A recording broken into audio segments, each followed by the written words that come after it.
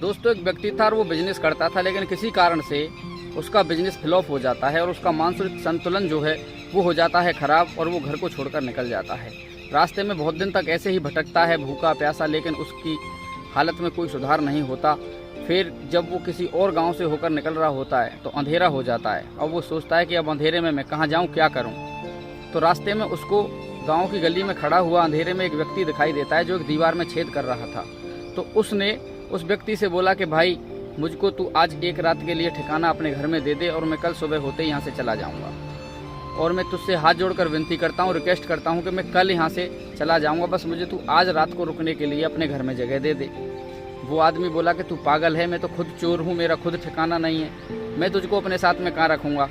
फिर भी वो आदमी विनती करता है तो चोर उसकी बात को मान लेता है, बोले ठीक है तू मेरे घर चल। उसको घर ले जाता है, ले जाने के बाद खाना खिलाता है, पानी पिलाता है और वो सो जाते हैं। सोने के बाद में जब वो चोर अगले दिन फिर निकलता है तो उससे बोल के जाता है कि भगवान की विनती करना, भगवान को याद करना अच्छी तरीके से, और तुम्हारा जो ये सिस्टम ख़राब हो गया है, जो तुम्हारे ऊपर ऐसी दशा बन गई है, ये तुम्हारी सब धीरे धीरे ठीक हो जाएगी। तुमको हर परिस्थिति में मोटिवेट रहना है, अपनी सोच को पॉजिटिव रखना है। और चोर चला जाता है। वो व्यक्ति चोर के वहाँ पर 15 दिन तक रुकते हैं और चोर उनको रोज़ाना यही सलाह देता है।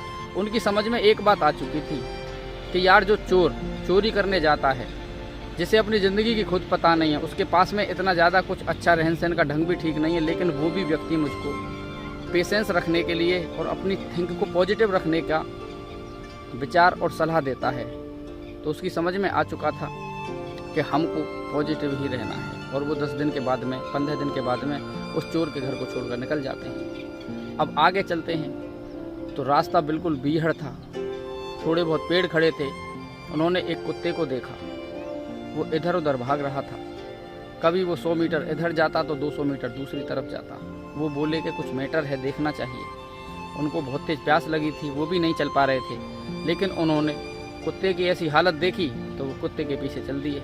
और उन्होंने जाकर देखा कि 200 मीटर दूर एक तालाब था, एक नदी थी जो बह रही थी, लेकिन कुत्ते को शायद प्यास लगी थी, लेकिन वो पानी नहीं पी पा रहा था। लेकिन उनको वो नदी मिल गई तो उन्होंने स्वयं पानी पिया, लेकिन वो कुत्ते की उस बात को समझने के लिए वहीं रुक गए। काफ़ी देर के बाद में समझ में आया कि कुत्ता पानी पीने के चक्कर में है, लेकिन अपनी ही परछाई को पानी में देखकर डर जाता है और पानी नहीं पी पाता है। तो काफ़ी देर तक ऐसे ही चलता रहा। एक बार कुत्ते ने मजबूती से उसमें पानी में छलांग लगा दी और पानी जो बह रहा था, जो नदी थी, उसमें गिर गया, पानी पी ली।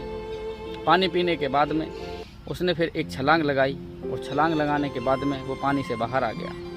तो उनको दूसरी सीख ये मिली, दूसरा गुरु ये हुआ कि हमारे पास बहुत सारी प्रॉब्लम्स क्रिएट होने लगती हैं, बड़ी समस्याएं आ जाती हैं, दिक्कत खड़ी हो जाती हैं, लेकिन अगर हम मजबूती के साथ में एक जंप लगा दें तो शायद हमारी समस्याएं नीचे से निकल जाएंगी और हम अपनी समस्याओं से आगे बढ़ जाएंगे। अब आगे चले, अंधेरा हो गया।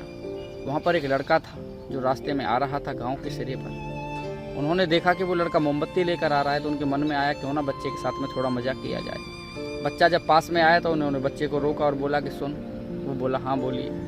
उसने बोला कि ये मोमबत्ती कैसे जल रही है, प्रकाश कहाँ से आ रहा है।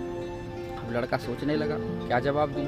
लड़के को कुछ नहीं सूझा, उसने मोमबत्ती को बुझा दिया और लड़के ने खुद बोला कि अब तुम ये बताओ कि ये अंधेरा कहाँ से आ रहा है। तो आदमी की समझ में आ चुका था कि इंसान को घमंड भी नहीं करना चाहिए।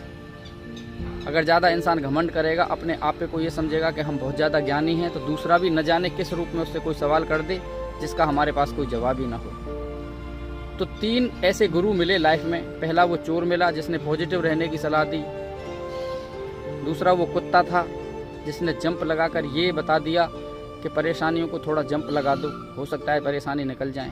और तीसरा कि आप किसी भी परिस्थिति में घमंड मत करना, क्योंकि घमंड करने से इंसान का सर हमेशा नीचा ही रहता है। ये 3 पॉइंट इंसान कोई भी हो अपनी ज़िंदगी में अप्लाई कर सकता है और आगे बढ़ सकता है। उम्मीद करता हूँ कि वीडियो अच्छा लगा होगा, तो वीडियो को लाइक कर देना और चैनल को कर देना सब्सक्राइब। वीडियो के अंत में एक बार फिर वही बात जो अक्सर आपसे कहता हूँ कि ज़िंदगी में कर दिखाइए कुछ ऐसा कि आपका बेटा बनना चाहे सिर्फ और सिर्फ आप ही के जैसा। धन्यवाद। जय हिंद, जय भारत, वंदे मातरम। Thank you.